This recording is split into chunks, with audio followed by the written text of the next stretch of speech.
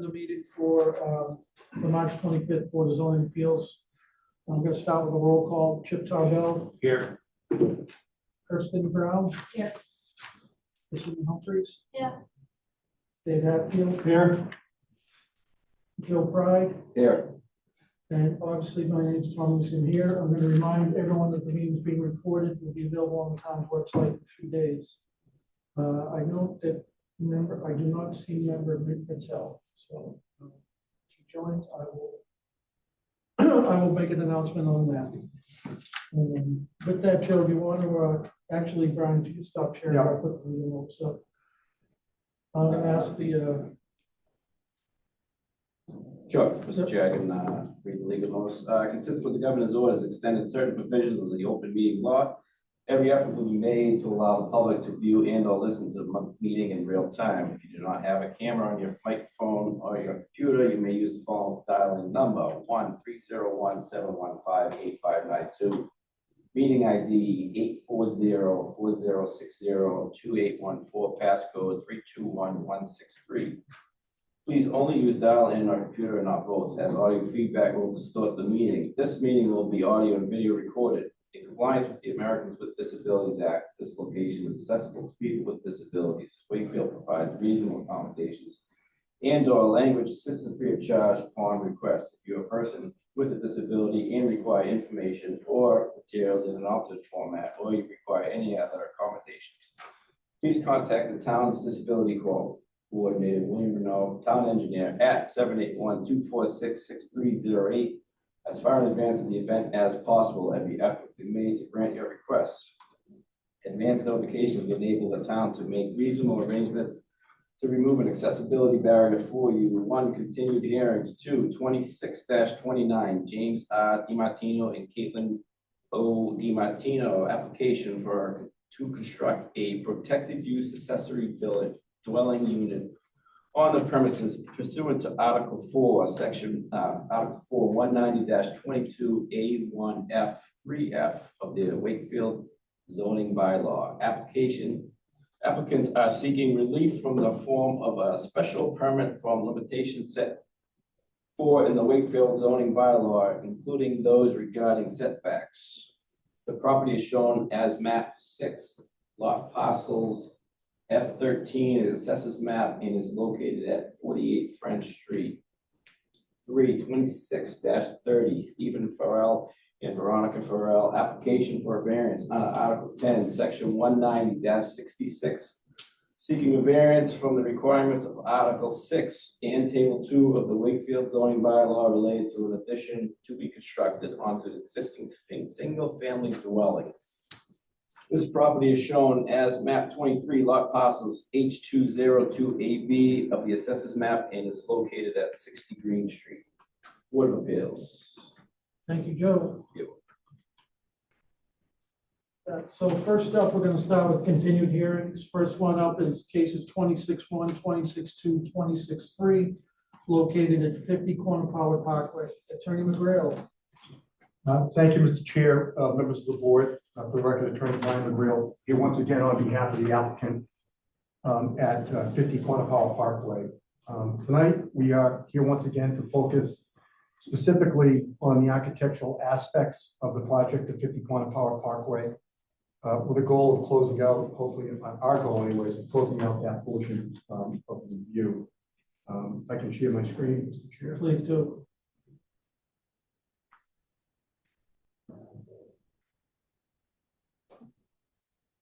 So this is the most recent rendering that we discussed at a previous meeting.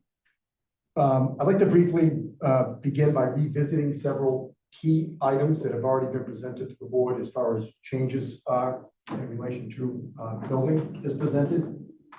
First, as a reminder, one full story has been eliminated from what was originally proposed. The 4-to-4 spacing was increased a little bit. We talked about that to improve the functionality within the building.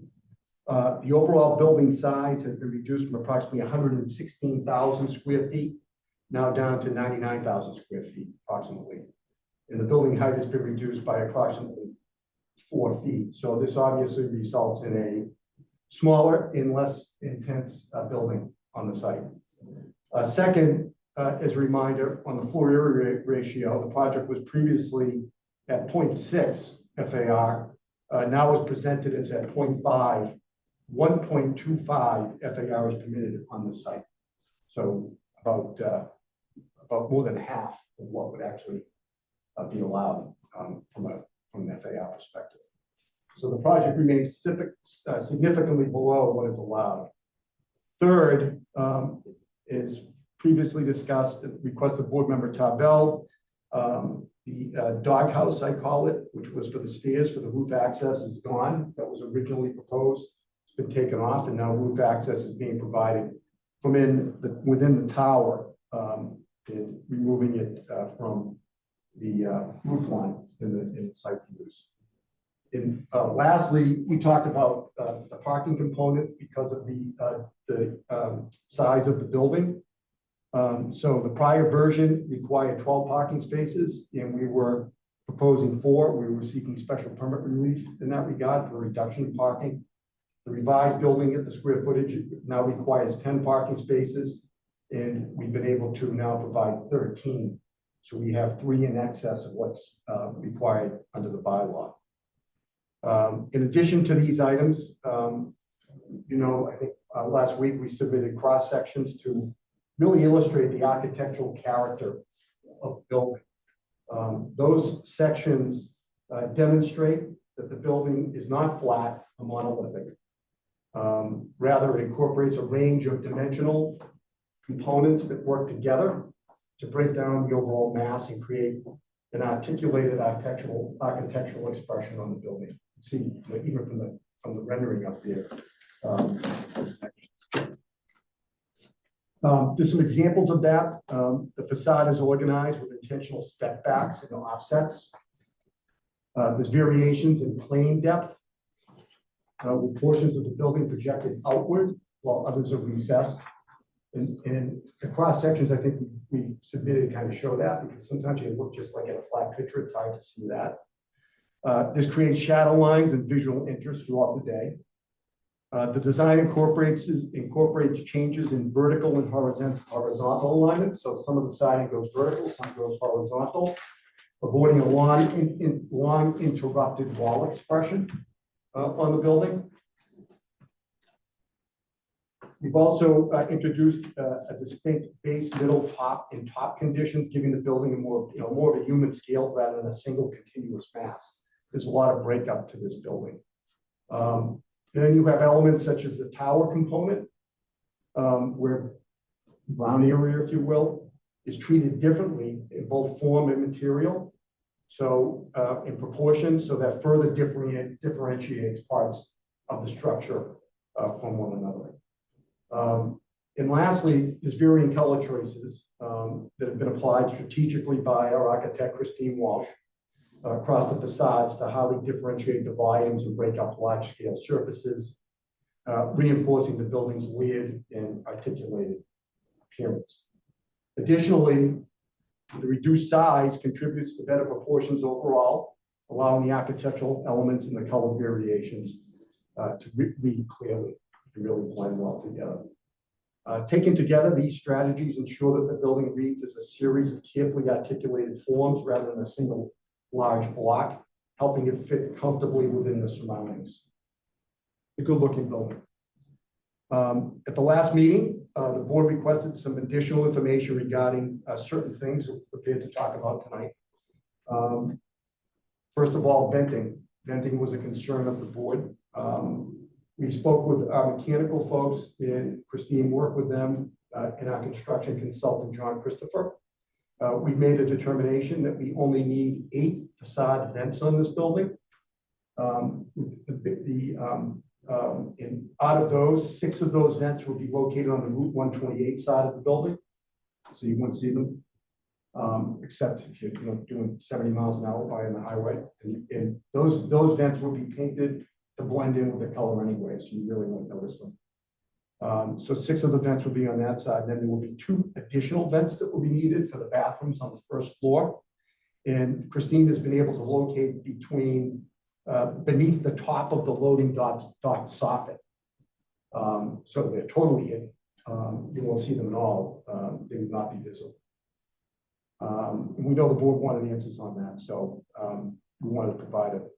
The other question that came up was where it's not the stone, what's going to happen with the concrete on the foundation. And we're committed that the concrete foundation will be a parch concrete, with stucco. There's no issue with that. I'm not going to do it now. I'll do it in a bit because I don't want to mess up the screen. But Mr. Lucy had asked for the elevator house, if you will, to look at that in a different color, white. So we're going to be able to show that to you. We also talked a little bit about the HVAC. So our architect and construction consultant has looked at that as well.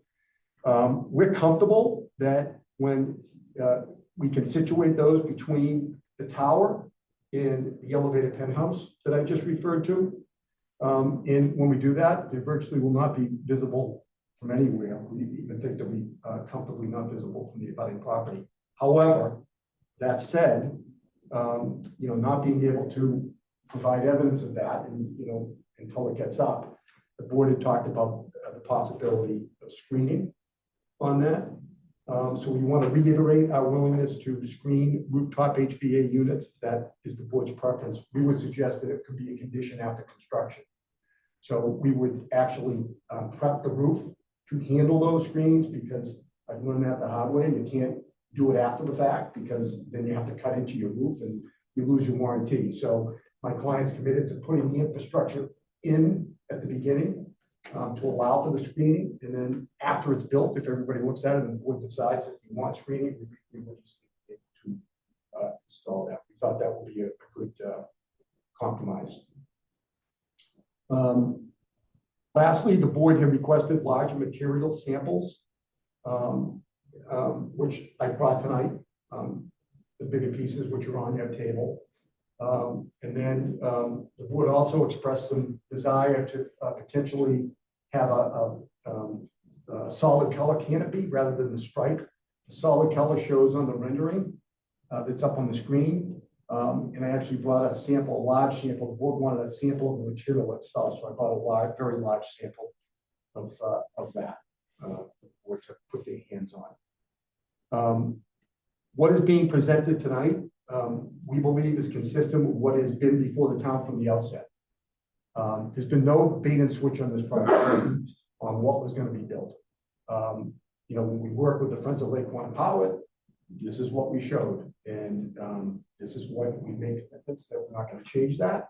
My client has lived up to those commitments, and the only thing that's changed is, I guess, from the positive for everybody except for my client, is that the building has gotten 25% smaller. So at this point, we respectfully, after you deliberate, and we're happy to answer any questions you have, we're seeking for the board to confirm that you're satisfied with the architectural aspects of this project, so we then can proceed with lighting and site civil, and I can update you on that a little bit later in the evening. So, Okay, thank you. Member of the board, comments, questions? I think this addressed everything we talked about at the last meeting, so I appreciate it. The larger samples, as well as taking into everything that all board members commented on, so I'm good. I got kicked out of the meeting, my wife had problem. My notes also had one other item, that other facade that looked sort of black. I thought we talked about. Did you look at the cross sections? Yeah. That one cross section? Yeah. The cross section and that if you look at the cross section, it's not as blank as I thought it looked.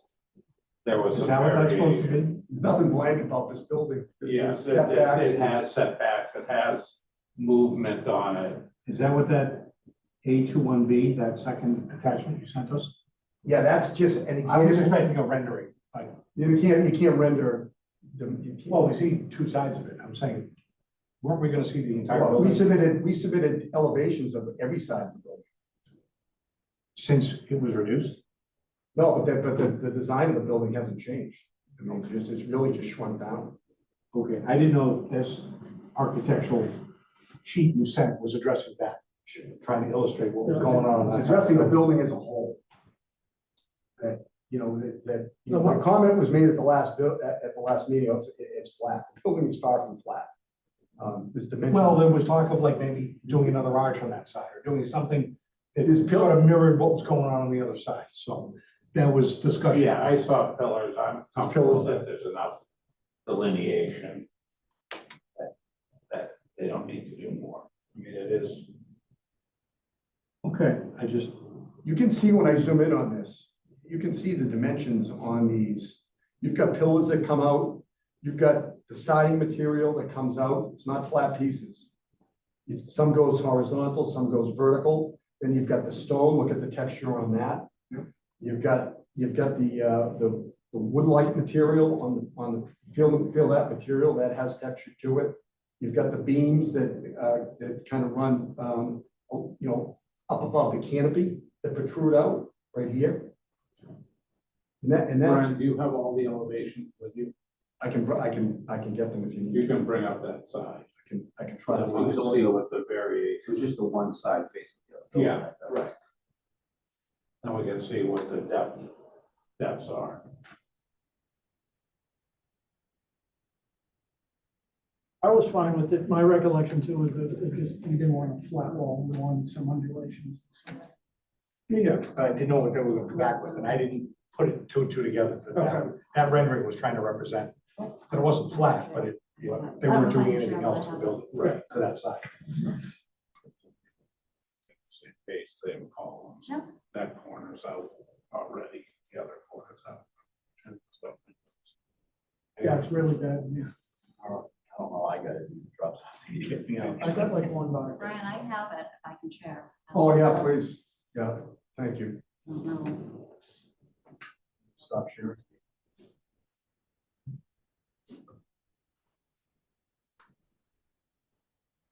I think I got kicked out with everybody else.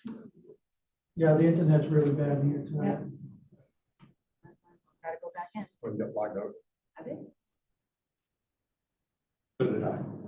You did. You couldn't log in. I- That was your problem. I couldn't log in. It was so out of it. Yeah, that was much.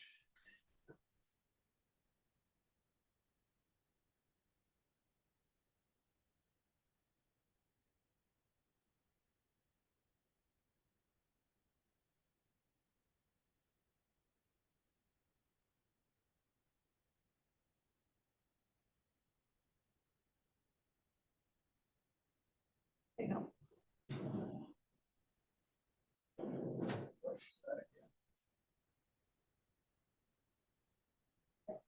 Right, so the corner, if the corner is out by, I don't know, 2 or 3 feet in the cross section. And these come out how far? Those columns are all out as well. Kind of like the other sides. of the building. Yeah, all, just like all the other Pillars, sides.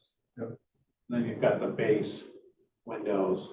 It's not, this doesn't depict what I think. it will. This is an earlier version because it has the elevator. I think these colors are not good. And the extra stories, so.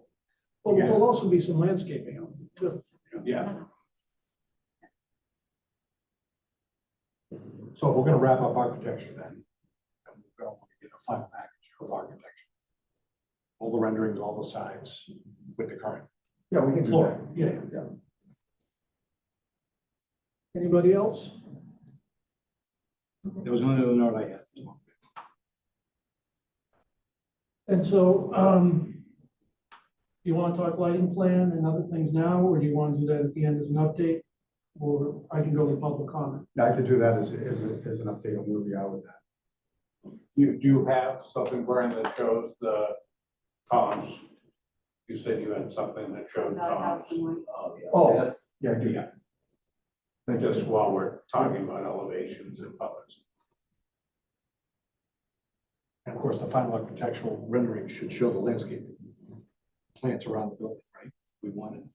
We always have for that, so we kind of see it as it's proposed. Yeah, We did. everyone, Okay. There's trees in certain places, shrubs in certain places. and we want to see the plans that are consistent. Yeah. Oh, I got them knocked off now too. All right, well, I'm back on.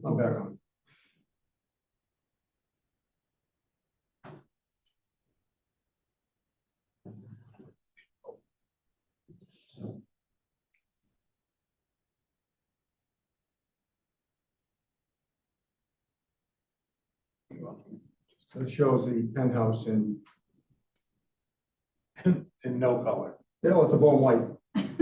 which is which one, which is the Look at the same sample as on the- around the arch. We can make it whatever, any of those colors that you want. I've seen stone before too, but the only person that's gonna see it is someone up high. You're never gonna see it from the ground. Right. But they don't even go up that high anymore. They're only 4 feet off the roof now. They don't. Yeah, I mean, I like it lighter than dark, so I don't care what light color. That's where I'm at. I liked it too. I mean, I don't pick it, you do, but I thought it was, I'd probably go the Yeah. tan, I'd probably go the light tan that's the side. No, I just thought it was a dark color. The dark color pops your eye to it, so I would just have it be an extension of that top band. This one, the lights and shadow. That, That one, yeah, that's the top. that's what I would, Okay. it's not the white, because that is different. I think your eye just goes up that section and just continues up and goes to the sky. All white stone. Where's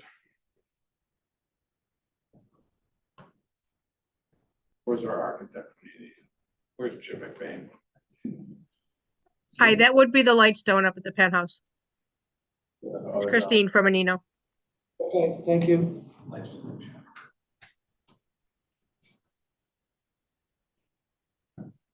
All right, you ready to open up the public? You can stop sharing, Brian. If there's any member here of the public or on Zoom that wishes to offer comments or ask questions about what was presented at tonight's meeting, please use the raised hand function if you're on Zoom.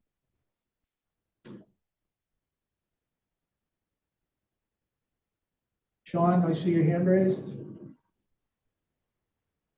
Yes, thank you, Mr. Chair. Sean Smith, RJ Kelly Company. Obviously, no stranger to these proceedings. So I think what I've heard this evening is, and I know I raised only a couple concerns about the architecture. Obviously, this is very subjective. I think our immediate concern is obviously the massing of the building. It's FAR. Its footprint across where it's being built. It's just, I know it's been compared to the building next door at 100 Quannapout, which we own and manage. And our footprint on the 8.5 acres is as a percentage of the land area is, quite similar or even less than what's being proposed here. I think that my concern, though, is that I raised a bit of an issue with the parking lot facing side, which we had some discussion about this evening, but I haven't seen that that's been changed significantly or at all. And I'm not clear what that's going to look like or how the board is going to approve something they're not entirely sure what it's going to look like. In its rendering or in its totality. So I'm curious if we have any more information or if there were any changes made on that facade facing side after our concerns and those concerns as echoed by the board last week have been met.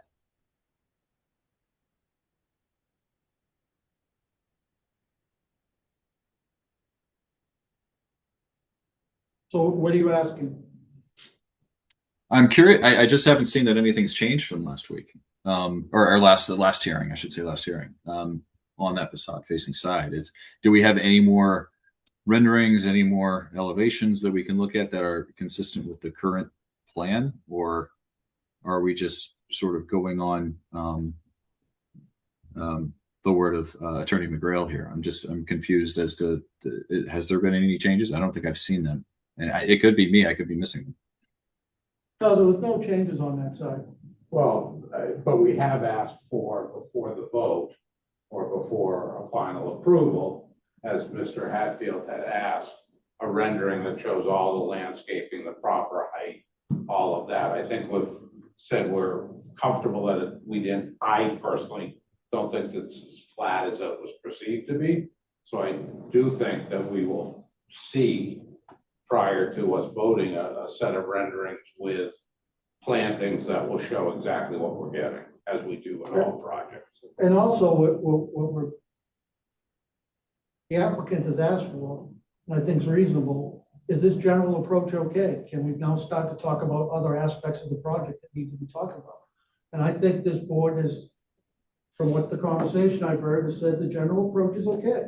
And before we take a final vote on anything, we'll have all the plans, we'll have all the, facades, all the renderings, we'll have it all. So we're not approving anything tonight other than the approach on the architecture. And saying we need to move on to do site civil, lighting, other things that we need to examine for this project. Okay, so just so I am clear, this board is willing to move forward with other aspects of this project with the understanding that the general approach to the project from an architectural perspective, without understanding fully the details of those approaches, is adequate at this stage. Is that my understanding? I feel like I understand the details of the project. I mean, we have all the information we need at this point. I can assure Mr. Chair, this is nothing less than the board gets for any other project. This is very consistent with what the board has presented architecturally with all projects. I'm also extremely Number two, confident I gotta point this out because we hear about the massing of the building. The FAR on our site is less than on the Kelly side. So, and I said that from the beginning, and we're looking at a parking garage. They're looking at a building. So they've got two buildings on their property. Yeah, So- in all honesty, Brian, I don't look at this as we versus them. I'm sorry it's turned into that. I look at this property by itself with neighbors. Obviously, neighbors have some concerns, but I look at this property as a standalone project in coordination with everything that's happening on that road. And I think by reducing the massing that you have and whatnot, it totally fits in. So I'm pretty comfortable that and by the way, if we look back to the history, what I really care about is what the town saw at town meeting that approved this version to have a change of use is very consistent, if not almost exact. So I'm comfortable that we're asking the right questions and looking at the right information.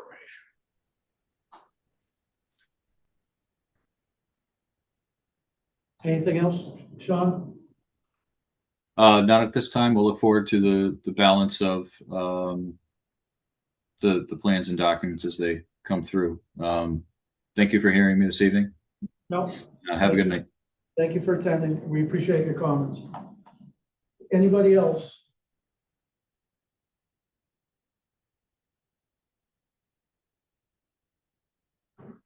All right, going once, going twice. Closing public comment, back to the board, pleasure of the board. Actually, go back to Mr. McGrail. I have my notes. We're going to see a lighting plan.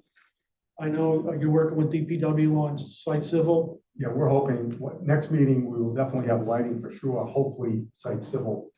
We anticipate, our goal is to submit something this week that will hopefully give them a chance to review prior to your next meeting on site civil. Yeah, that's fine. I just don't want to even open up the conversation until we have the town's review. I agree. Without DPW memo, we're not engineers. We need their guidance.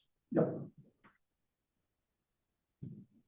We'll get it submitted. Our goal is to submit it to them. We don't know what their turnaround will be, obviously. But we should at least be in a position at the next meeting to talk about the lighting for sure. Perhaps site civil. Yeah, I'm skeptical that DPW is going to turn around. They're very busy. I understand. Just final comment, he did bring in the larger materials. Any comments on these before we say, yeah, there were larger samples, right? So I want to acknowledge, thank you for doing that.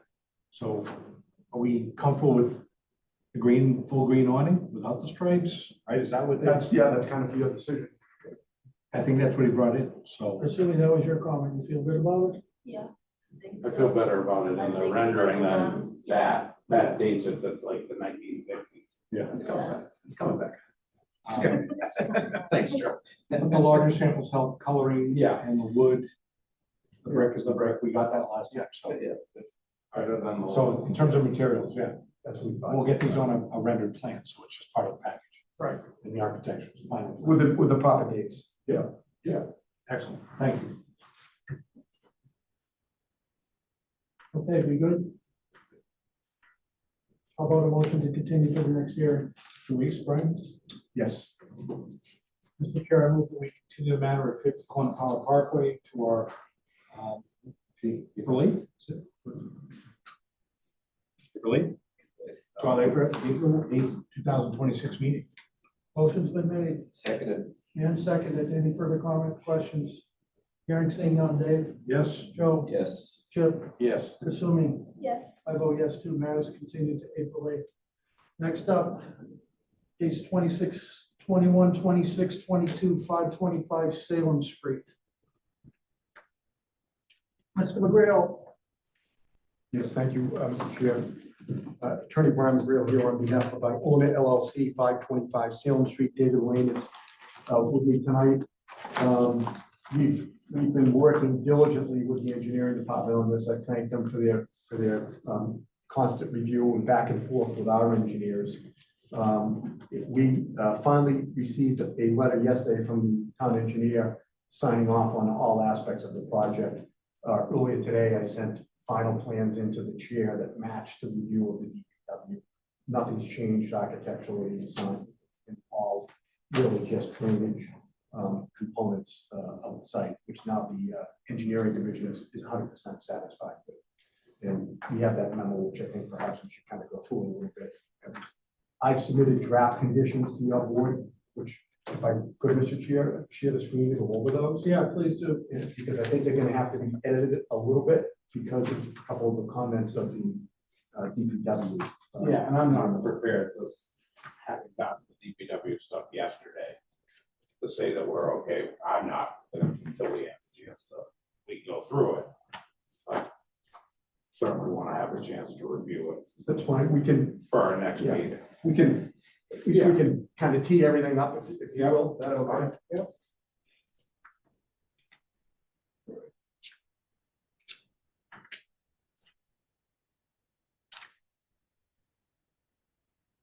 Bring up, the first thing probably is to start with the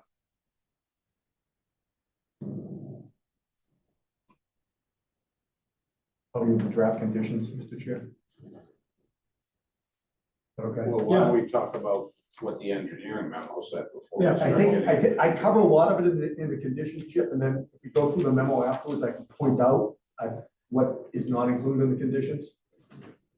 Okay, Because if we go through it, you're gonna, I think it's up to you, obviously, but I think it will be easier if you go through the draft conditions first. Is that okay? well, but now, Brian, we've been trying to get, rather than conditions, most stuff on the plans. Right.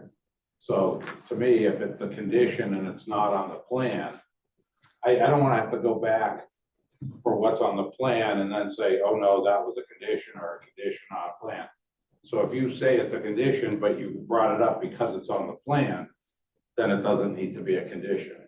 Okay. So feel free to go through it however you want. I just don't want to double Well, then there's a back. couple of conditions in the DPW memo that will have to go on.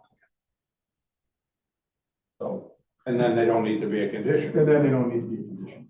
That's where I'm getting Yeah. at. So Yeah. we've been trying to be very consistent. The more on the plan, the better. So we want to go through the DPW first, and then I'll kind of highlight what, what I think the engineer wants on the plan. Is that okay? Yeah, because it's something like, maybe we go through the memo. Because some of them aren't all there. Can I share it, Mr. Chair? Yeah, what I'm gonna start with though is all communication from town. For the big one for me too was, the fire department's weighed in. Got a letter here dated from Chief Purcell on March 6th to our board.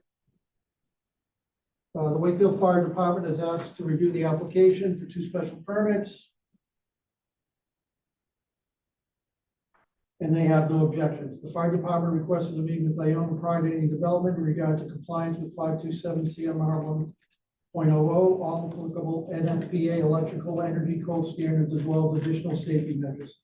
After the meeting with Iona representation, the department has no objection to the project moving forward, providing conditions set in said meeting regarding the most recent application code and safety standards referenced above are met, as well as a full review and approval of all construction, safety, and fire alarm plans once submitted per the normal procedure. The fire department has signed off. TAC has weighed in with a memo, that goes back to February, so we looked at that. It's just some very standard stuff there. The commitment to construct a new sidewalk out in front of the property is there. They wanted a commitment for them to install security cameras.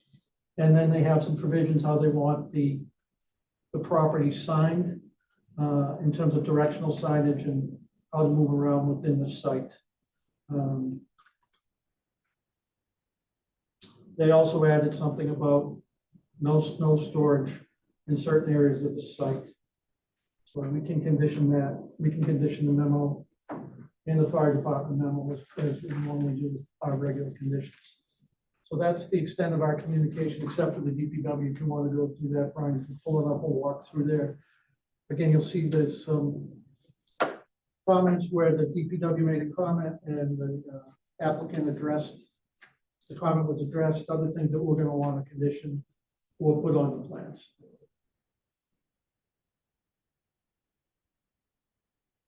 Okay. Before you start, did anyone receive I this? didn't get this. No. Because it just came in late. I'll talk to Amy. Between the two of us, we should get these out. But It just came in like that. unfortunately, DPW like submits it at like 5 o'clock tonight by me most of the time. So. Friday before. Yeah, to their defense, we've had a back and forth with them on this project. Oh, no, I And- love the yeah. DPW, but it's But hard. they got our final changes like 2 days ago. Yeah, no, I have no problem that we just got it. It's just tough to just get it and talk about it, right? That's where I'm like, The good news is they lay everything out nicely, so, they've gotten very good at it. yeah. I can go through these fairly quickly if it's okay with you, Mr. Chair. Please. Yeah, Okay. go ahead. The first comment was no snow in the public way, so, I mean, yeah, that's fine. You're not gonna provide recycling pickup, so, we kind of know that. I don't think it really needs, these are things that you really never make a condition of approval, because it's just, we know we're not gonna get residential trash pickup. You have to file right away utility permits. You can't start without those, That's right. so we don't make them. Yeah. Yeah. Okay, this was, you see plan set has inconsistency with hydro cap plan, so that comment's been addressed with them, and that's reflected in the latest plan set that you have. The town, they want granite curb within the section of right away, update site plan to match the granite curb, include detail. Applicant response, granite curbing has been proposed throughout the entire site. It's on the site plan details. Traffic study should be provided, which was done, and you have a response from TAC. So comment address. General notes section on grading and drain. This is, engineering mumble jumble, if you will, and basically the comment has been addressed on the plan by us.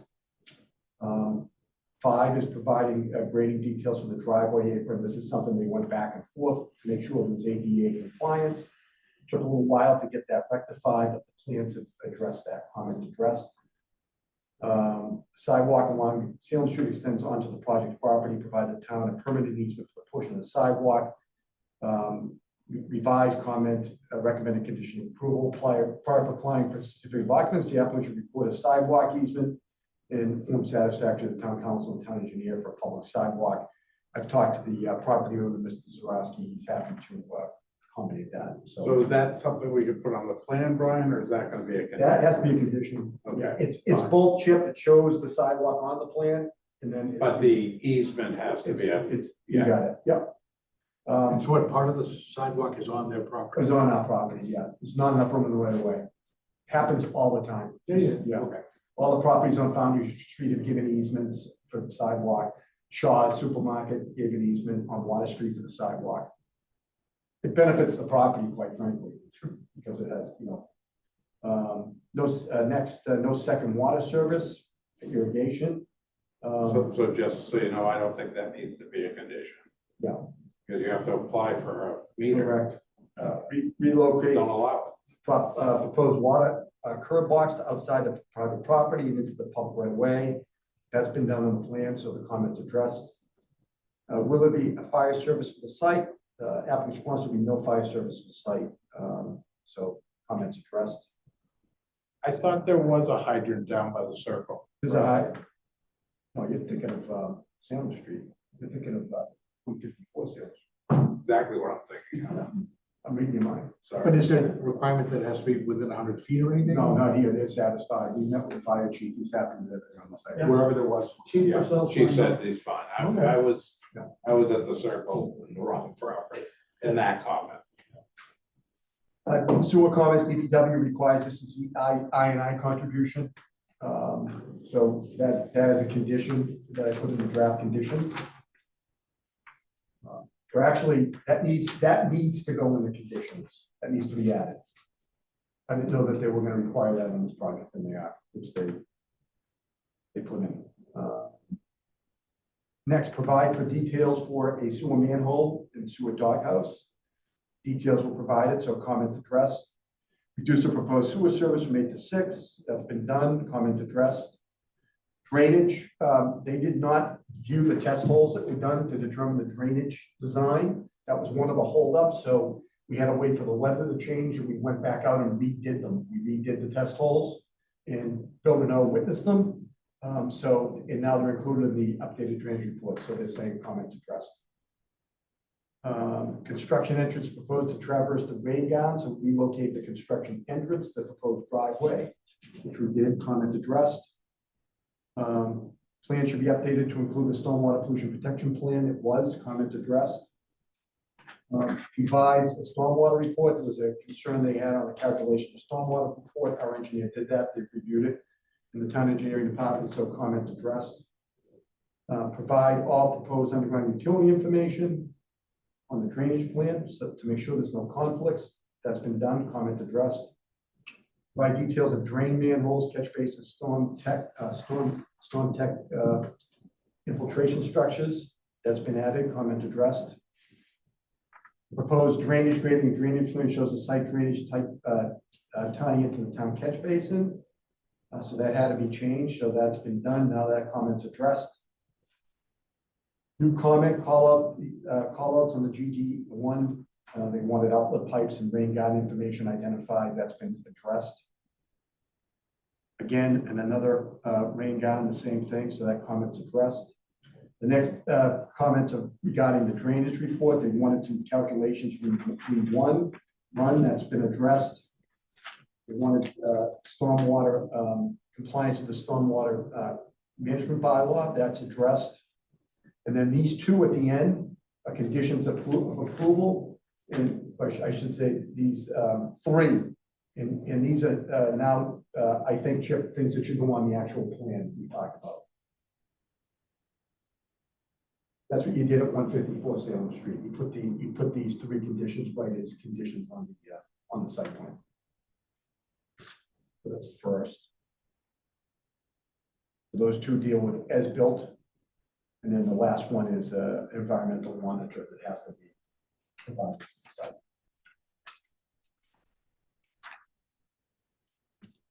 So how do you put that comment on the plan? Add that Making a comment. note. Right in the notes, yeah. And, the I&I could be a note on the plan as well. The I&I contribution that we talked about. Yeah, they gotta pay it, so it's. But you can't get a You can't- permit you without can't- the A and I. I mean, You can't even. Yeah, get- Tom, remember you and I met Right. with Bill and O on this like 2 years ago, and we agreed that, he wanted it on the bigger projects because sometimes it's a lot of money. Yeah. These ones that are paying if the $450. problem, sometimes the bigger projects, if contractors, if contractors bid it, and they don't see it on the plan, and then all of a sudden there's the town says, hey, you owe us $75,000. I'm like, what are you talking? Well, it was a condition. Well, we didn't see the conditions. And this was a problem you had, Chip, and that you were kind of led the charge to put these on the plans. Right, Yeah. so that everybody has. You can't say you missed it, Because then they're on the plans, they're fitting the plans. so it's fine. That's why I like more things on the plans, because Yeah. nobody gives the contractors conditions. I hate to So this, Goddamn. so that's it on the letter. I'd like to go through the conditions, draft, is that okay, Mr. Chair? Yeah, please do. Now you've seen the letter? Yeah.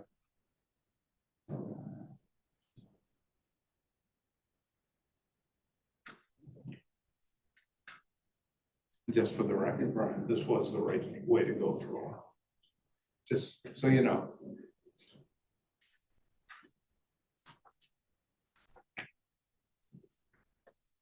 I agree, 100%. There you Wait, go. one thing. There you go. I knew you would.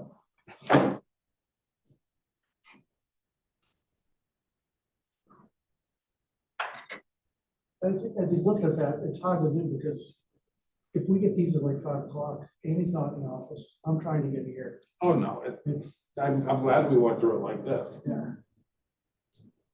Because now we understand when he said that's why I did this or didn't do it, then we'll know.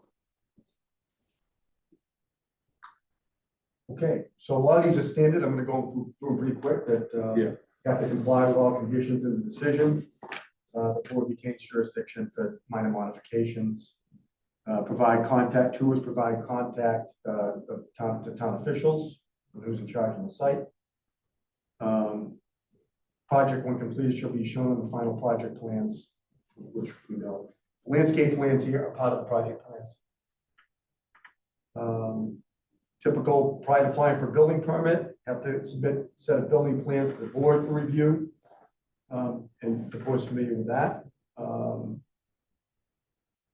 then we need the new procedure, again, wants the site civil to sign a affidavit stating that the plans match. So that's it. If there's any conflict between the final plans and the decision, the plans rule, that's number 5.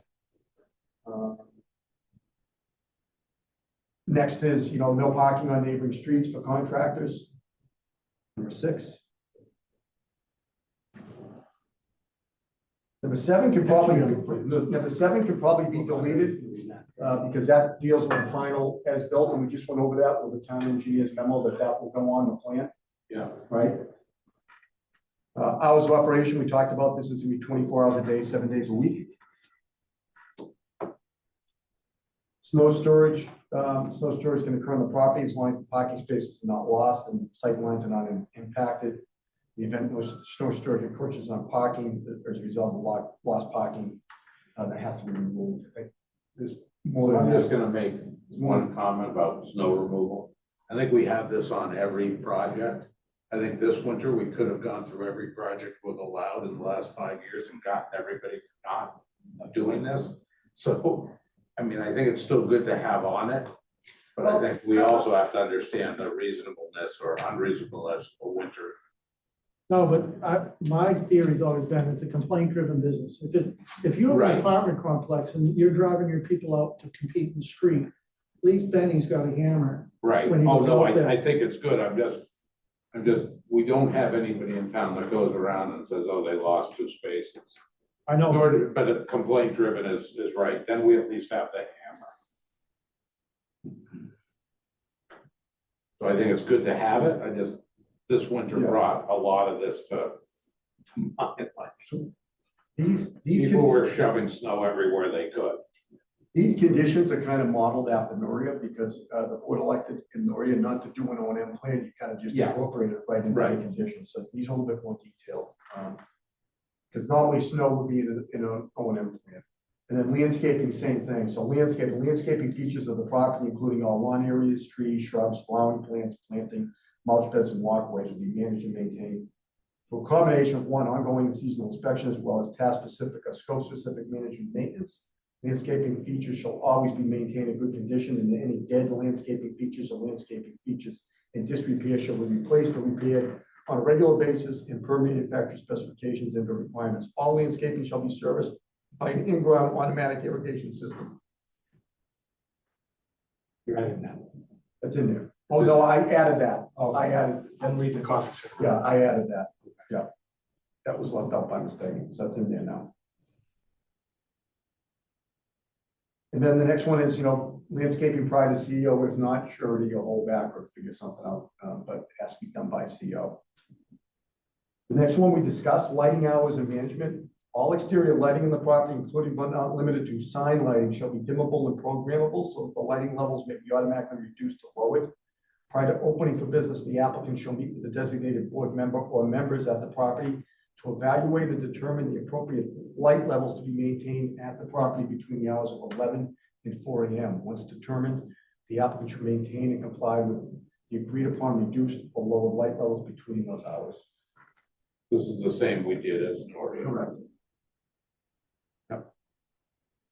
Signage, all signs shall be as shown on the final project plans. Architectural submittals, the board retains jurisdiction to review and approve any and all changes, including not limited to changes in size, including size of lettering, material, color, location, shape, lighting, verbiage, or wording, and style of the signs as shown on the final plans.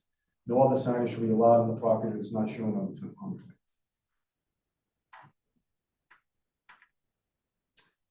14 is a required request of TAC, the police department. The applicant shall install and maintain security cameras at the property, install and maintain signage at the property, and clearly notifies the public that the property is monitored with security cameras. Did they, Brian, did they get specific to say what the intent, I mean, I get the general intent, but do they want to be able to, the police or whomever, see specific things like people driving on or people at the stations, or, I mean, it's fine to say have security cameras. Yeah, Are they saying what they want them to capture? no, they weren't specific. I think we should have a conversation with them. We can work that out. I think I'd work with them and just say, We always okay, do. we're giving you cameras. Yeah. What do you want to Yeah. capture? Yeah, I think they want to capture the whole site. I mean, Probably, yeah. I mean, so. I don't think, in today's technology, I don't think that's an issue. No, it's not I think it's difficult. my point, if I can just ask Dave Lane, he's on. Yeah. Dave, you there? You can unmute? Is Yep, I'm here. that a problem, Dave, that you would have cameras that would in essence show the entire site? Yeah, I don't have I'm here at my office. I don't have a pull up a design, but and we get to that point, but we generally want to cover the dispensers. Generally if there's an issue with a customer having a problem, we can, if it's be able to help and monitor what's going on the site. But In the building area as well, where people will go into the bathrooms and stuff like that. yeah, we'll have it there, on the outside, of course. So, Do they, Dave, do you typically do this for your sites? We do, yeah. We typically for our sites have 4 chargers or more, and in some cases where they don't have canopies, we'll put them on the light poles as well, just to keep an eye. yeah, I mean. It's just for customer service and security as well. Yeah, moving along, I could add to this condition that locations and circumference of the cameras will be reviewed and approved by the police chief. That'd be great, just We'll something do to be that. reviewed. I'll with just the make a town. note. We'll call. Yeah, I'm sure what they Chiefs. normally do Yeah. will suffice, but I'd hate to have it be like, oh, if we only had one more or a different Yeah. angle or. Yeah, I'll just add that to the condition that, Yeah. prior to installation, we'll get the locations approved by the police chief. You okay with that, Dave? We'll work with Chief Scory. Yeah, that should be fine. Yeah, we understand that. To the conversation before there, the ability to cooperate, put the signage up for cameras as well. And then 15, the applicant at applicant's expense shall construct a sidewalk as shown on the final plans and deliver an easement to the town. Reasonably satisfactory to town council and wait town engineer for the portion of sidewalk crossing the limits of the property.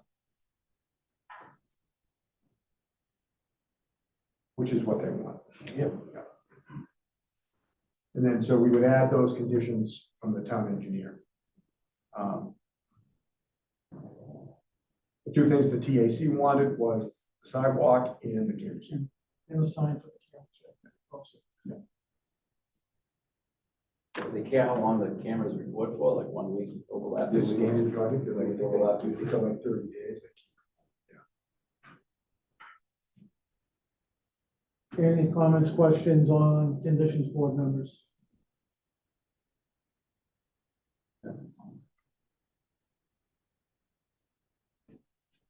Okay, that's everything. I didn't open that to public.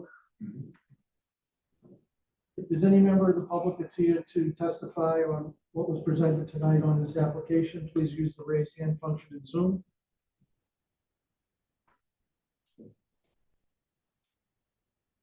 Going once, going twice. Closing public comment, back to the board, pleasure of the board. If I could ask, Mr. Chair, just if I could, if the board would consider potentially closing this out tonight, I mean, it's very clear that the town engineers, his comments have all been addressed. I mean, the only thing I'd want to do, how do we close that? I mean, we've made a couple of comments that things need to go on the final set of plans. I mean, if there's not any hardship for waiting 2 weeks, I would just want to see that final set of plans, see the final comments. And literally say next meeting, we could close out public comment and just next week, as long as they addressed all our comments tonight, just vote. I mean, there hasn't been any public comment since we started this project. Right. I can go, I can go either way, but if you know, I do have the benefit of the memo in front of me. There are sites to where they are on the plan. there what? There's a site for where, what the comment was and where it is on the plans, right down to the sheet of. Right, we just haven't seen those plans. Right. You want the 3 conditions that need to go on the plan. That's what you're talking Right, that there are things that need to go on the final set of plans that aren't there yet. about. 3 things. All those comments that have been, they're on the plans. Right, but there are 3 more, correct? There's 3 conditions, the I&I Yeah, that are coming out of conditions and Yeah. going on the plan. on the plan. under So the what plan. I'm saying is that we don't have the final. I'm fine in closing out public, and if everybody else is fine in voting and saying that they need to be on the final plans, we're gonna see the final We plan. can't issue them. We an can't okay issue them a anyways. permit until we see the final plans or Right. That's somebody how- reviews that's how it, so we could hold it I'm there. okay with that too. I'm fine with that. Cause there's nothing more that we're gonna gain or lose, so, They'll just be eyeballing the plans, yeah. So, which is why I'm fine, because we have a backup. yeah, exactly, We because we a have to camera. see them We're before not- they get a We're not permit. ceding any of our rights. Yeah, That's fine. if the board would consider it, you know, the owner of the property, Mrs. Zarowski's on tonight, he's been great. And Yeah, no, they've done everything. And so is the applicant, and they're all anxious to move this along, and it would be really helpful to everybody if we could do that. And, you know, it'd just be a condition that, you know, before the decision is clocked in, Mr. Chair, that I would have to provide you the plans to show you that the plans that are being referenced in the decision have those 3 components on And it. by the way, you don't get a permit unless somebody who's reviewing the plans. I don't think the chair is gonna approve the decision. until he Yeah, sees it. right, So so- it won't get clocked into the town clerk, so. That's even better. That's even sooner. Right. We'll do it tomorrow. All right. If You're all people comfortable comfortable, with it? No. I'm not 100% comfortable. I just like it all buttoned up and see it all and we reference it. Now we're saying, we're making findings that says on plans yet to be finalized, conditions on, as amended tonight, right? Because you amended them, but is the ones you reviewed, final conditions? Yeah, those, well, yeah, Except for eliminating You're gonna number take, 7. yeah, so they're not final. So it's amended. The plans we're on the are, record. I mean, you know, they're clearly on the record here. if everyone's comfortable moving forward. Well, I would move forward on that with the approval of the chair reviewing the final plans and the final conditions, that they take care of everything they said they would do tonight. I'm comfortable. I Because don't there's want- nothing that's major. me. You know, I'm not telling any other board member what to do. Yeah. No. I don't want to proceed if it's not going to be a. Joe, Experienced voting I'm fine master. with it. Are you good with it? Chip, you good? I'm fine if we Assuming make Kirsten? you the. Because they're so minor, there's nothing major here.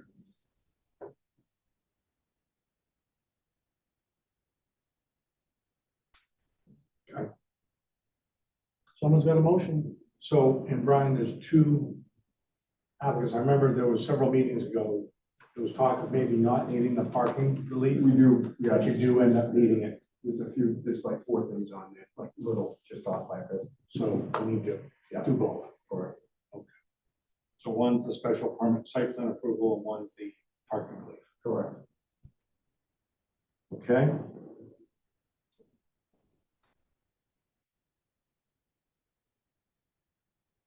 So, Mr. Chair, I'll make a motion, grant special permit site plan approval pursuant to section 190-23 and 190-45 of the Wakefield zoning bylaws, allowing a gasolation station for the charging of electric vehicles on the premises 525 Salem Street, as shown on the project plans, to be finalized and reviewed by the chair. Yeah, prior to the filing of the final decision. The findings this board is making are as follows. A, the use requested is listed in the table of use regulations as requiring a special permit in the district for which the application is made. The board, in conjunction with the building inspector, determined that the proposed charging of electric vehicles falls within the definition of a gasoline station under the zoning bylaw. B, the board finds that the requested use is essential and or desirable for the public convenience or welfare. Wakefield and the surrounding region need such a facility. C, based on the review and recommendations of the Traffic Advisory Committee, the board finds that the proposed use will not create or contribute to undue traffic congestion, nor will it impair pedestrian safety. The project's anticipated trip generation, access, design, and parking comply with the requirements of the Wakefield zoning bylaw and are consistent with safety standards. Any potential impacts have been evaluated and found to be manageable or insignificant or negligible. D, the board finds that the proposed use will not overload any public water, sewer, stormwater, or other municipal systems. The DPW has reviewed the project and has determined that the existing municipal infrastructure has adequate capacity to support the development without creating conditions hazardous to public health, safety, and general welfare. B, the requested use will not impair the integrity or character of the zoning district or adjoining districts. F, the requested use will not, by its addition to the neighborhood, cause an excess of that particular use that could be detrimental to the character of said neighborhood. And G, the board has determined that the proposed project complies with all applicable requirements of the Wakefield zoning bylaw. With respect to section 190-45, the Wakefield zoning bylaws, the board has also reviewed this section and its pertinent part. And in reviewing the site plan, we've determined that these other conditions are met or findings are made. Convenience and safety of vehicular and pedestrian movement within the site in relation to adjacent streets, properties, or improvements. Adequacy of methods of disposal for sewage, refuse, and other waste, and methods for surface and stormwater drainage, and provision for off-street loading and unloading of vehicles incidental to the servicing of the buildings and related uses on the lot or tract. The board has considered all the above referenced criteria and is satisfied, subject to the amended conditions that were discussed tonight, and will be finalized and reviewed by the board chair prior to the filing of the decision. That is the motion. I'll second that motion. Motion's been made and seconded. Any further discussion? So all, just goes back to October, all regular voting members are up to snuff on attendance. So with that, Dave, Yes. Joe, Yes. Chip, Yes. Kasumi, Yes. I vote yes. Mr. Chair, I move that we grant a special permit pursuant to section 190-36C of the Wakefield zoning bylaw, reducing the requirements of the standards for off-street parking and loading under Article 7 of the bylaw as follows.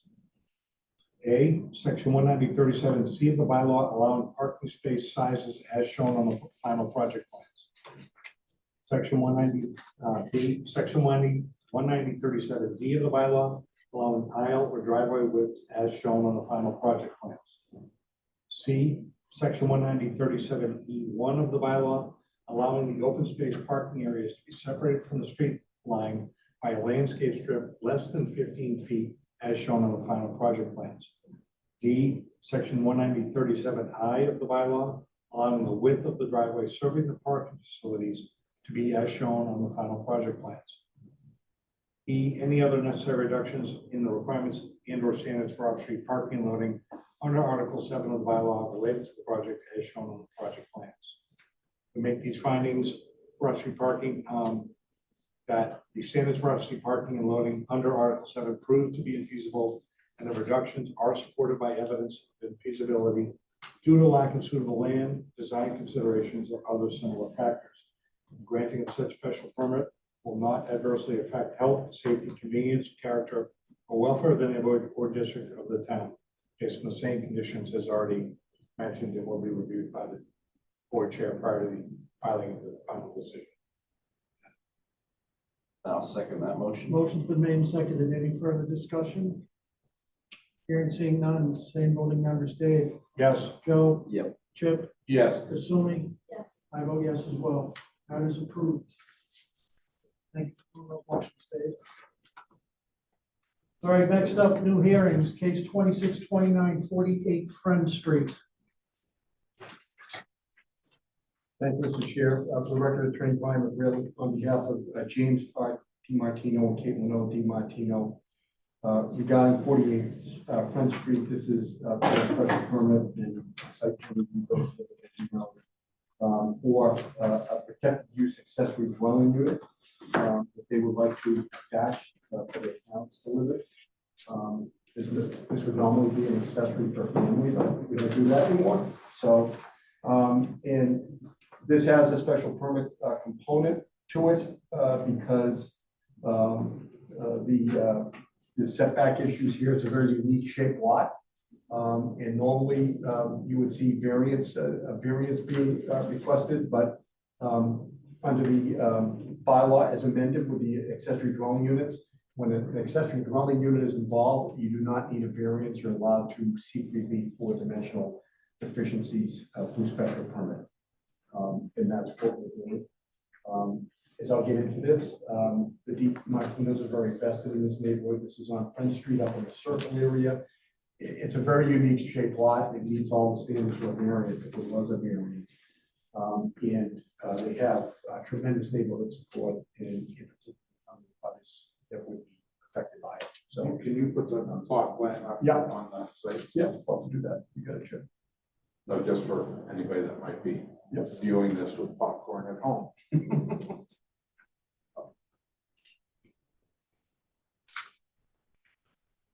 Let's see, Tom. I could use some more Coke. We're not allowed to snack during these meals.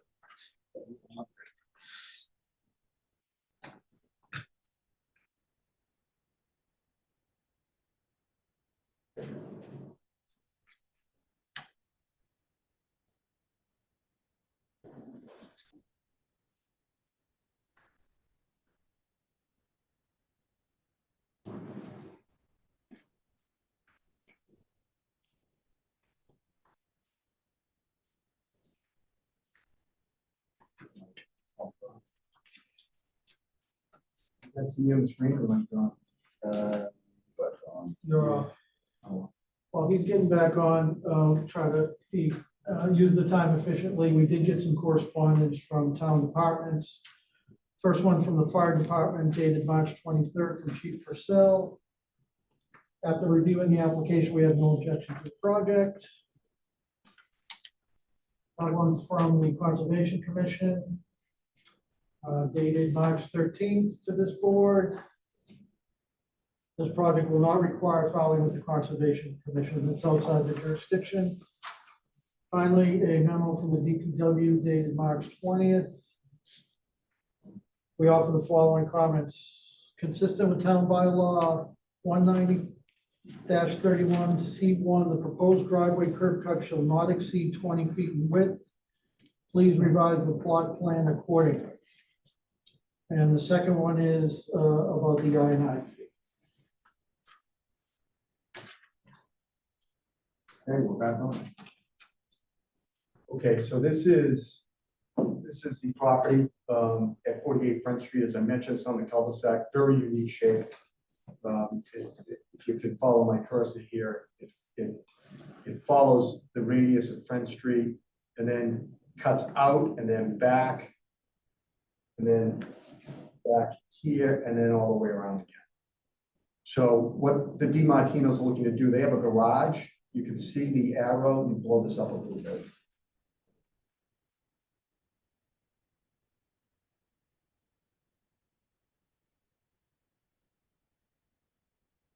Stop share, sure.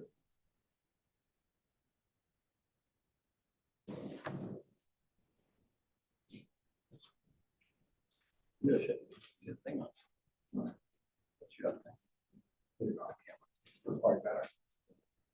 So you can see the outline of the existing garage here that's being raised and then part of the ADU. So what I had the site civil engineer, he's hatched the area of the ADU that's attached to the house, and I'll get into the architectural elevations in a minute to show you how this all works.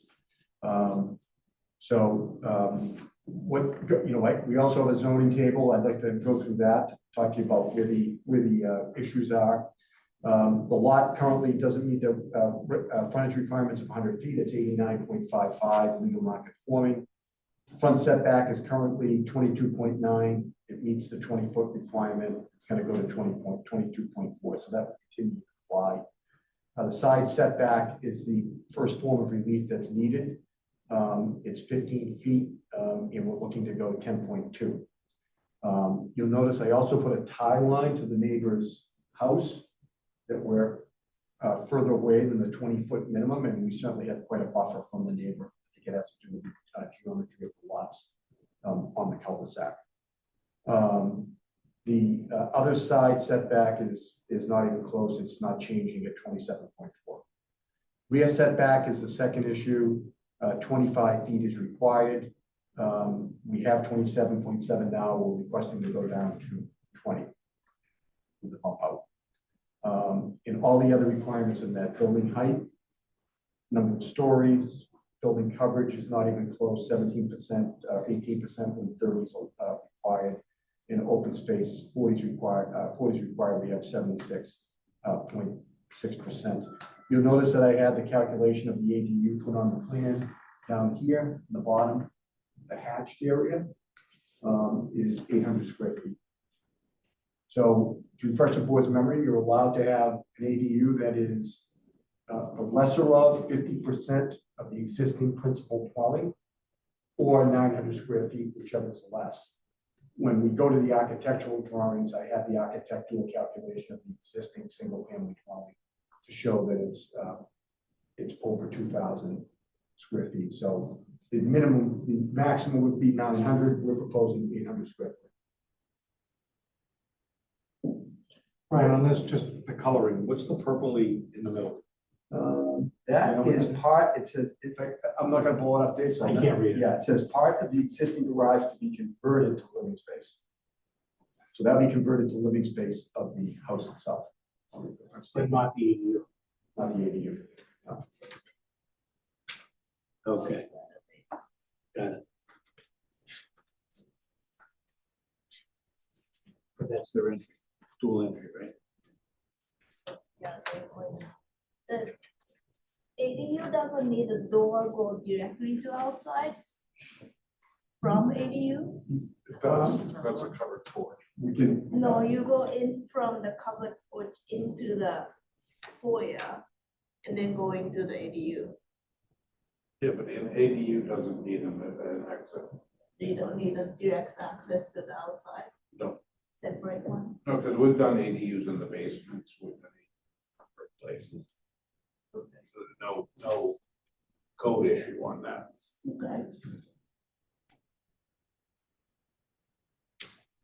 Okay. So what we're requesting, and I'll get into it, I've submitted to the chair today, which I'll share on the screen, that we have support from a number of neighbors, including the folks at 44 Friend, which are the abutters where we're seeking the variance, and also folks at 14 Strathmore Road in the back. that we're going within 5 feet of the setback. So, and you can see where we're proposing the parking. We've got 3 parking spaces up front. Part of our relief would be that in a residential district, and no one ever meets this, you drive around town and every house doesn't comply, that you can only have a 20-foot driveway opening on your lot, and this exceeds that. So that's part of the relief that we're seeking in order to get cars off of the street in the cul-de-sac.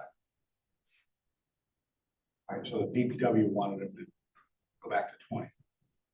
Well, they just want whatever it is depicted right on the plot. Yeah. Oh, I thought they said it's larger than what's allowed. Go back Well, to they were 20. noting it, right. That it's larger than Can you what's read it, allowed. Dave? So in other words, Yeah, I did. it's gotta be part of the special He permit. had DPW. I think it was the ANI fee and that one comment. Yeah, I saw it, but I just wanted to be fresh. Yeah, so No, the they- curb cut is 24 feet when it's 20 allowed. Yeah, they want They just want to record it properly. If we get the relief, then Okay, they wanted. Just like a side setback. I think they're just making note, to Brian's point, that when they see it, they're gonna call it out. Let's just make Okay, sure. thanks for clarifying. Do you have it, Tom, or want me to try to find it? No, I can read it, consistent with town law, town bylaw 190-31C1, the proposed driveway curb cut shall not exceed 20 feet in width. Please revise the plot plan accordingly. Well, if that's the relief we're granting, That's right. Well, I read, please revise accordingly as to either add it or make it 20 instead of what you're saying. Yeah, That's we what I can't do 20 interpreted that. feet, just doesn't work there. Yeah. Because of the radius, so that's why I'm asking for that. And the plan you have is dated when? Because you've got things on there like Yeah, I- this distance to the other house. That was just added. I wanted to put that in. I knew that would come up. It took a while for the engineer to do that calculation. So So what's the final plan? I sent that to the chair today. So it's dated today? No, I think it's dated. Look it up. The one we had was last year. yeah, March 26, 2025. Yeah. Revised 3/2/20, 3/23/26. Yeah. Thank you. If you could call up the neighbors of the sidewalk. You want to see the architecturals first or no? Oh, yeah, go Up to ahead. you. Want the architecturals done? That's fine.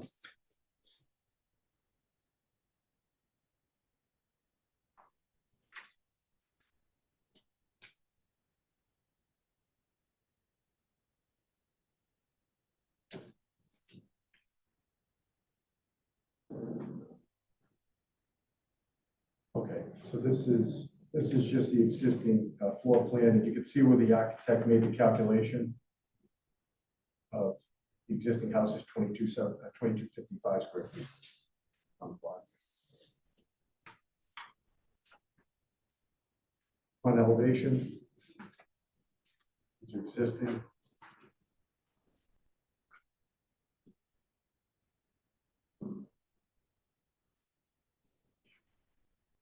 And this is a proposed floor plan. ADU.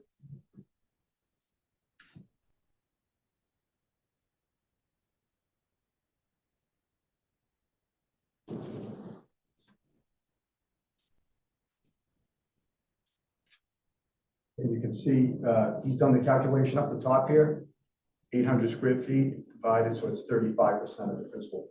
So it's required.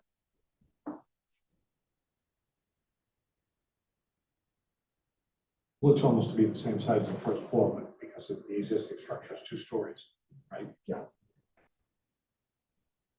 And this is now the proposed. This is the side elevation. This is the rear.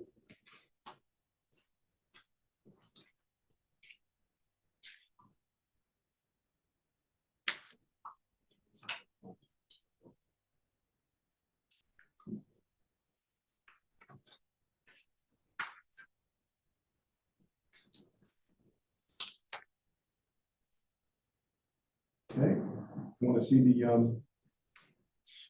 Any questions before we move on that?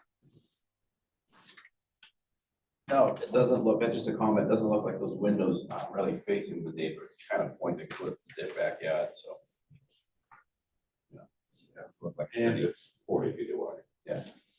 40 feet the other direction. Yeah. To the, bylaws.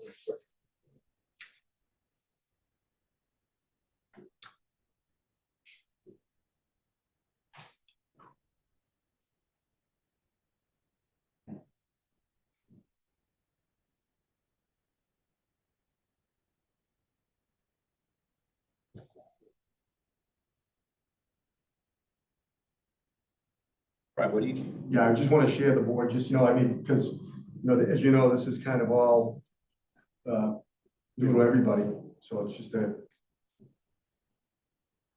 number one, it's been a little bit about learning.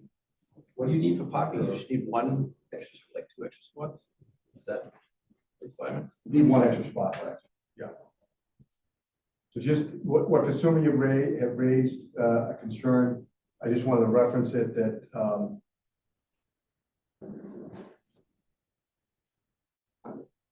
it says ADU within a principal dwelling shall be accessed through a shared lobby entry hall with the principal dwelling or a dedicated exterior separate, so it can be either. Okay, just that is in the that's in the bylaw. In the parking requirements, Joe, is the 0 if you're not within that half-mile radius, if you're within a half-mile radius of the MBTA, and if you're not, then you need 1. We kind of like split, and the map isn't exact, so that's why I've asked the board to, put it on the plan. I want to show the parking, we would just approve the site plan, just as a belt and suspenders on it. And then what the board, it also has, the dimensional relief comes in. This is a applicant may request relief from limitations set forth in this bylaw, including those regarding gross floor area and setbacks, by seeking a special permit from the zoning board of appeals, provided no special permit shall allow more than 1 ADU, and the zoning board shall not impose any conditions that conflict with the state law. So that's that, and I'll share.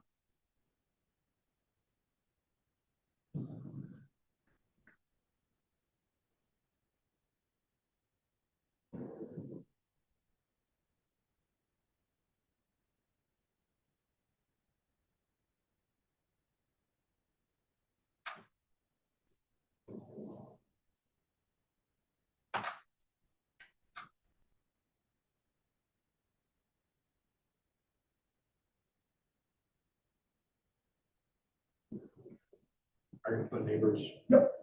Support. There it comes.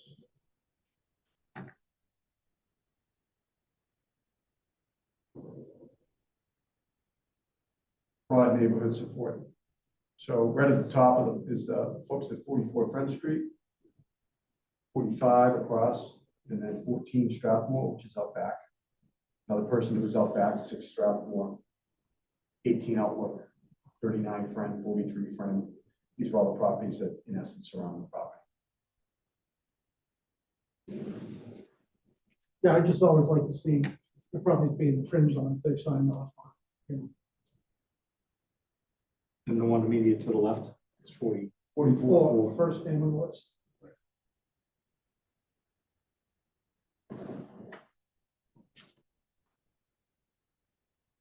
So this would, so kind of unique, the special permit on this versus a variance, but if you're looking at this from a variance, I mean, it certainly meets all the requirements for a shaped lot. There's unique topography there too. There's a wall. We would respectfully request approval of the special permit. We requested the site plan approval part of it too. Any other comments, questions from the board? None. No. Hearing, seeing none, I'm going to open up to members of the public. If there's anybody here that wants to testify regarding this application, please use the raise hand function in Zoom. And it's basically us and the applicant. So, Everybody ran out of popcorn. yeah, Looking to close public comment then, going once, going twice. Public comment is closed. Back to the board, pleasure of the board. Mr. Chair, I move that we grant a special permit pursuant to section 190-22A1F of the bylaw, zoning bylaw as amended, to allow the proposed accessory dwelling unit at 48 Fenn Street based on the plans presented by DNA Survey Associates as updated March 23rd, 2026, which showed the requested relief as part of the special permit being as follows. The left side setback required to be 15 feet is proposed to be 10.2. The rear setback is required to be 25 feet is proposed to be 20. And the curb width for the driveway is required to be 20 feet. They've requested 24. There's no conditions as part of the special permit, so that's the motion. You could just reference on the driveway, 24, or however it's scaled on the plan, whichever is greater. The DPW said it's 24. It's on the plan, it's 20. It's on the plan, it's 24. Yes, then this, we'll just take a look at that thing.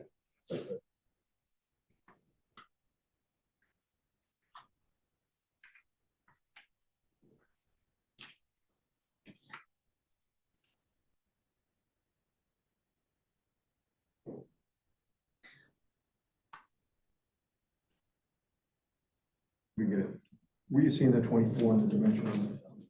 Right where it says granted to be removed. Right above it says curb cut equals 24 feet, and this is R equals 50 feet above it. Small, It says 3 parking spaces, 9 by 18. below that, below the R equals 50. Let me share my screen. I'm just not seeing it on mine. You don't want to miss it. It's, we're seeing it on I'm our. sure it's, I'm sure you guys are right.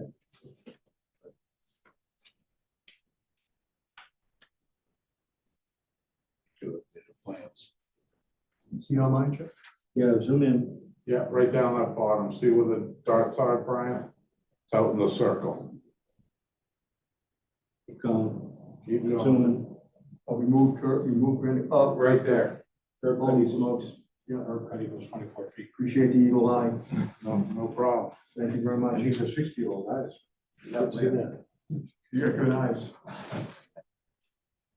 All right, so you're okay then? Yeah, Motion stands as stated. thank you. I'll second that motion. Motion's been made and seconded. Any further discussion? Hearing, seeing none. Dave, Yes? Bill, Yes. Chip, Yes. Kasumi? Yes. I vote yes as well. Matter is approved. You mentioned the site plan. Is that, you just include the vote? I did. I said in accordance with the site plan update. So the site plan approval is part of it. Okay, thank you. Oh, site plan approval? Well, I just wanted that It's all reference. part of it. Oh, okay. You're okay with that? Yeah, yeah. Yeah, okay. Want to make sure that it's incorporated, that will be in the decision, that's all. Yep. Okay, because I think Jen will be looking for that. Thank you. Okay. Next up, case 2630, 60 Green Street. Mr. Chairman, I'm gonna recuse myself, so Thursday. That's Vote fine. on this. I wanted to get $10. Starbucks She in the needs morning. it. A little hungry these days. If she sits here for the full night. I know her background. She doesn't need to put me on. I don't know, what I saw her drive in. All right, today, she enough, might. all of you. All right. Just want you to get that town check, baby. Thanks. Fred, You all set on the next one? Yes. Okay. Attorney Brian Real here on behalf of Steve and Veronica Farrell at 60 Green Street, seeking a variance for addition to a single-family dwelling at their property. The Farrells are actually here in person. I give them full credit, no popcorn, no nothing. They're actually here. I think they're the first attendees in person. That's right. And they sat through the whole meeting until the end. Steve and Veronica are looking to putting an addition on their house. They have a beautiful lot, nice piece of property, and they have a beautiful home. The only problem is it's centered kind of right in the middle of this lot, which doesn't give them a lot of options. So the unique circumstances we're dealing with here are how the structure is situated on the property. I think I'd like to start this with the architectural, if I can, Mr. Chair, what they want to do. Good.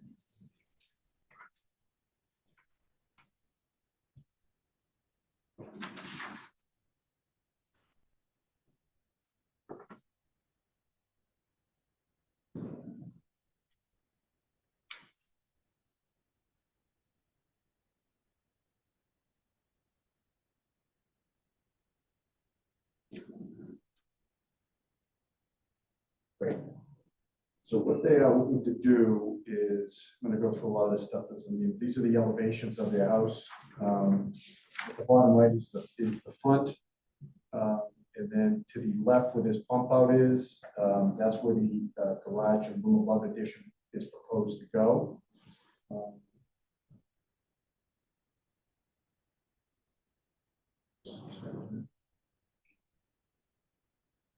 This is just, I'm gonna skip this because the site plan shows this better.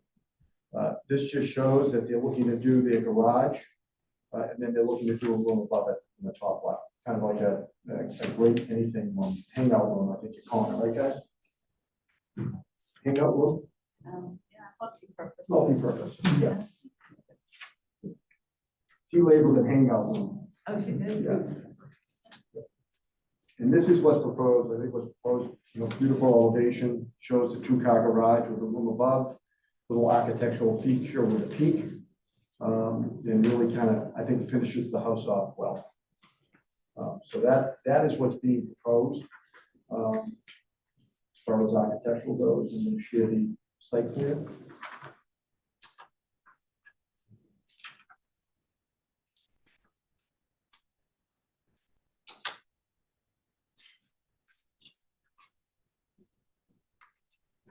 This plan's been updated too, because, I realized that the board was gonna wanna see the distance or talk about the distance between the neighboring houses when we're going closer. So I've updated this plan. Ed Farrell did that. He made a note on it that there is a minimum separation of the 20 feet between the houses. I asked him what it is. He said it's somewhere around 35 feet. So it's pretty It good. should just know now that we're gonna ask that for everyone. Yeah. So when you look at this, I'm gonna share, I thought I was sharing. Love to look at Voting.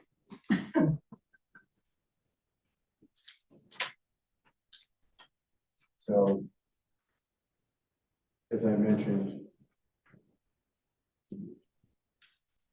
it made a note, single-family dwelling addition maintains a minimum separation of 20 feet from the neighbor at 58 Green Street, who, by the way, also supports this application, which I'll get into. It's submitted letters of support. And this is the issue that they have. They have this beautiful house, but it's just kind of like, unfortunately, centered right in the middle of the property. And so either way you go, there's going to be encroachments. It makes sense to go to the left because that's where their driveway is. So, so if you look at their zoning table, they have a 12,000 square foot lot. I'm sorry, 12,000 square feet is required. They have a 17,000 square foot lot. They meet the frontage requirement of 100 with 105. Building coverage is not even close. 6.5, and it's only going to 10 where 35% is allowed. The front setback will be maintained exactly where it is at 25.9 in compliance with 20 feet.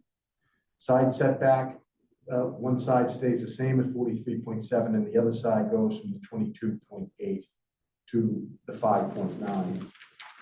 Rear setback, again, not even close. Building height is fine, and the maximum stories are in compliance. So, as far as the variance standards go, the unique circumstances here are really the structure as it relates to the lot. You have a box that's kind of planted right in the middle with no real options but to seek relief to put a reasonable addition on it. There is a hardship because, it's a rather small home now that, families want to expand, create better, more room, more living space, two-car garage for their vehicles, which is a benefit to the neighborhood, gets the cars off of the street, more parking on the lot. And as far as a detrimental effect or any detriment to the neighborhood, as I'll get to in a minute, all three of the neighbors have supported this. The folks at 58, the other folks on the other side of the property, and the folks directly across the street that supported it. I share those letters of support. Yeah, please do.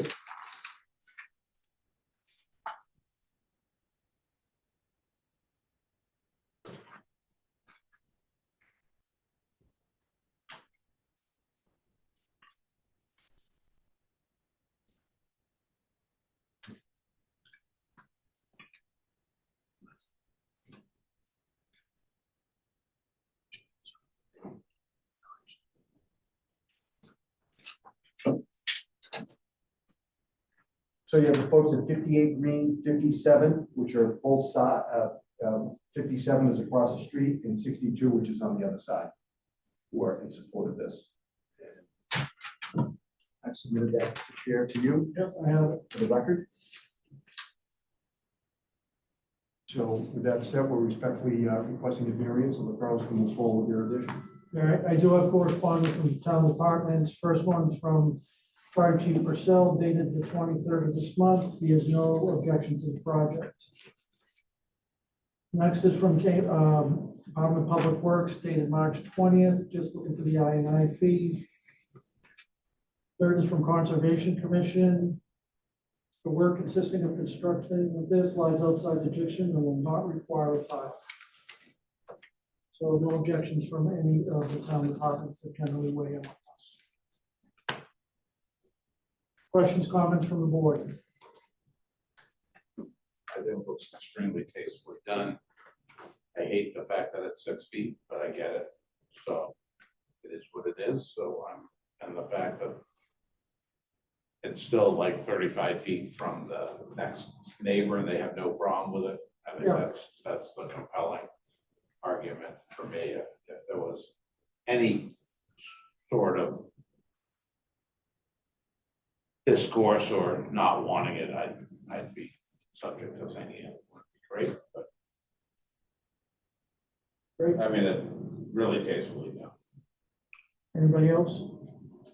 Yeah, just a question, given the site of I assume those are arborvitae's up the property line, are those yours?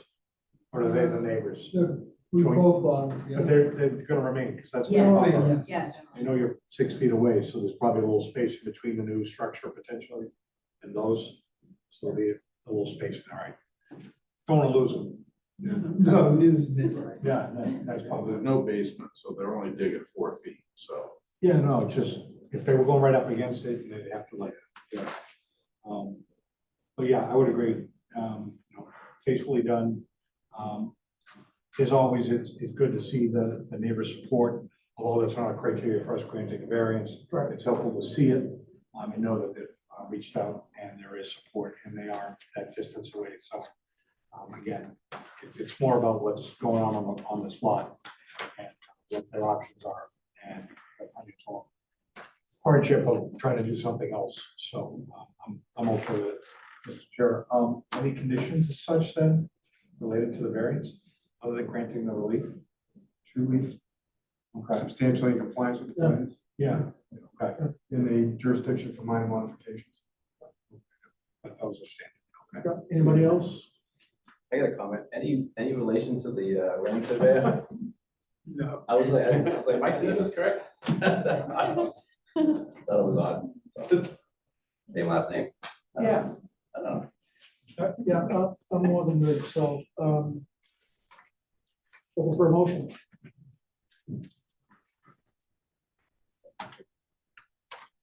So, Mr. Chair, I move that we grant a variance pursuant to 190-66 of the bylaw to the applicants at 60 Green Street, based on the plans that are presented this evening. The site plan from Edward J. Farrell revised through March 23rd, 2026. And the architecturals from Bassett Architecture and Design dated February 21st, 2026. That the, sorry.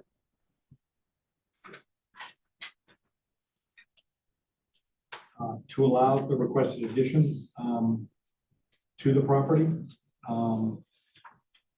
owing to circumstances related to the shape and the topography of land or structures, a little enforcement of the provisions of this chapter would involve substantial hardship, financial or otherwise, to the petitioner, and that desirable relief may be granted without substantial detriment to the public good and without nullifying or substantially derogating from the intent or purpose of the chapter. And that relief that we are granting as part of this variance is as follows. The side setback is required to be 15. They are proposing 5.9. And that's it, right? Just the side setback. Yep, that's it. That's the motion. I'll second that. Okay, regular voting members and Kirsten minus and no Chip.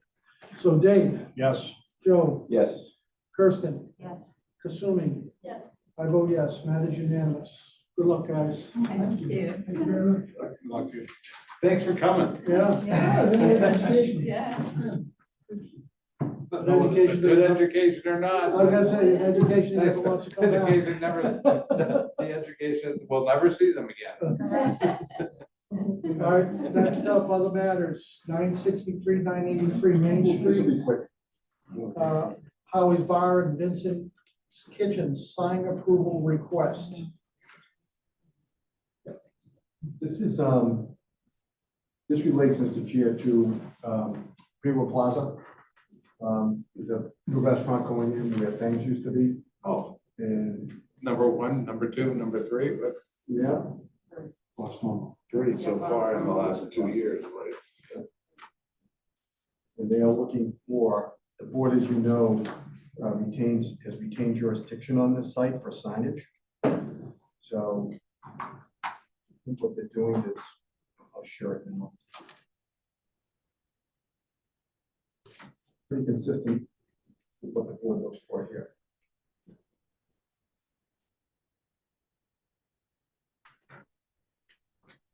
It's basically one inch thick black letters on the building. Pretty basic. Pretty much in the sign ban. Yeah.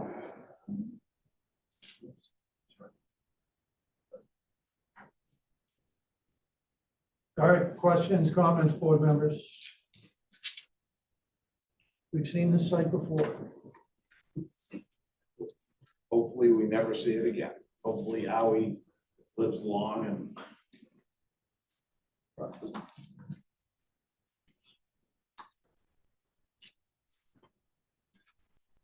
Dave, they you know look like they you're looking for can't, they something. know they can't put it up on a big sign, right, in front.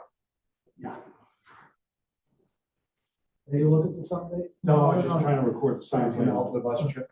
making sure I had the sign plan recorded. Okay. It's from the sign shop dated 3/18, right?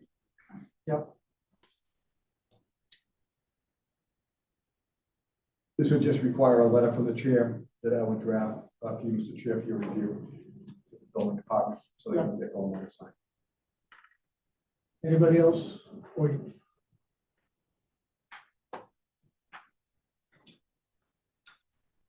You need a motion. yeah, we got to take a motion. Yeah. To give you permission to write the letter. Exactly.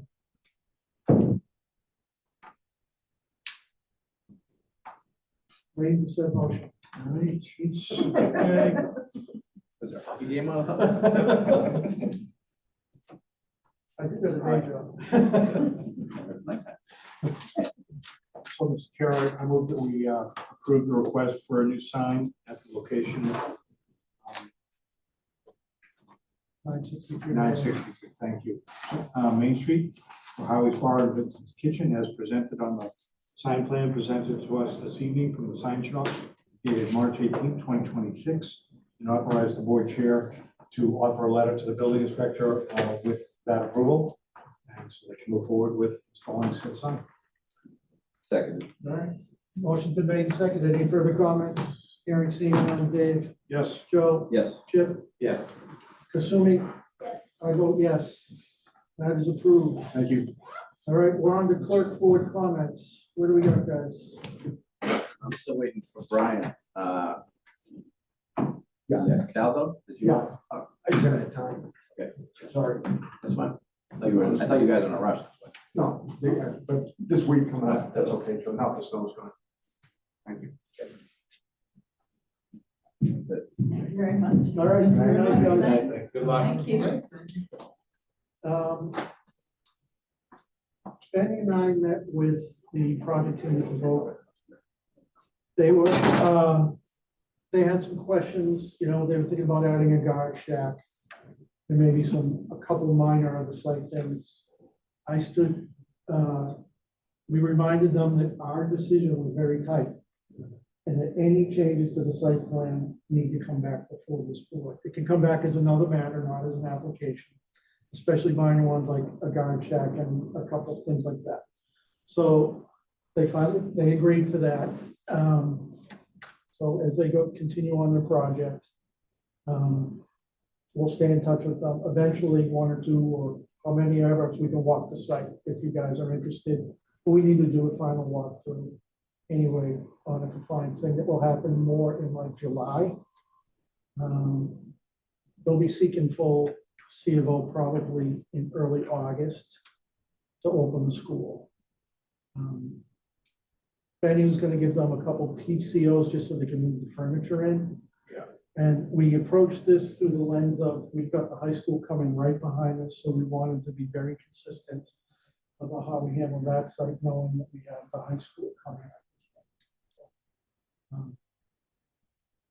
Chip, when are you guys getting ready? How far The are- occupancy will be in December. So.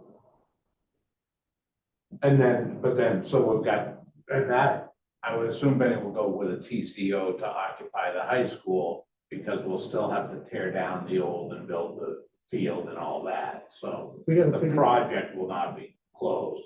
And then we have the Hemlock Road reconstruction as well, so. we gotta figure all that out because it's the same as the vote. It's all the schools, right? You gotta tear down and then you're gonna replace. Right, so I would assume it's gonna be a Can't TCO, that be a different permit or is that all on the one? all under one. We approved all of it. So, We'll have practice. We're Yeah. talking to Mullen, so. yeah, it's the same thing we did at the Galvin. It's not a whole lot difference. Yeah, we just gotta, Be consistent. also a reminder, we do have a new alternate member, replacing Greg Demerjen. He is a real estate attorney. He was appointed Monday night. So I'm assuming he's getting sworn in and taking his conflict of interest training, and we will probably see him. I'll reach out to him, see if he can join us for the next meeting. April 8th, I would think. But the seat's open, so it's not. They gave him 3 years too. Which I think is great. Well, Oh, because it was in the Greg- Because it would have been Yeah, yeah, a yeah. year to fill Greg's seat, so we're gonna be a little bit off. Not that it particularly matters. We've always been a little off. Let's think of why. So that's what I got. Anybody else want anything? And it's great, we got an attorney and great in real estate, can't wait to meet him. That gives us all the more reason to have our Christmas in July. April. We should go Christmas 6 in months, we should be July. 6 months, I know. it should be like a 6-month celebration. So that's on the list. It always falls off the list, but I have it on the list. Minutes. All right, with that, yeah, Mr. Chair, I move that we approve the meeting minutes as prepared by Amy Purcell, dated March 11th, 2026. this can be a voice vote. All those in favor? Aye. With that, motion to adjourn is always in order. Mr. Chair, I move that we adjourn. All those in favor? Aye, Aye. thanks, Amy, bye, Thank you, Amy. Amy. Bye. Hi, thank you.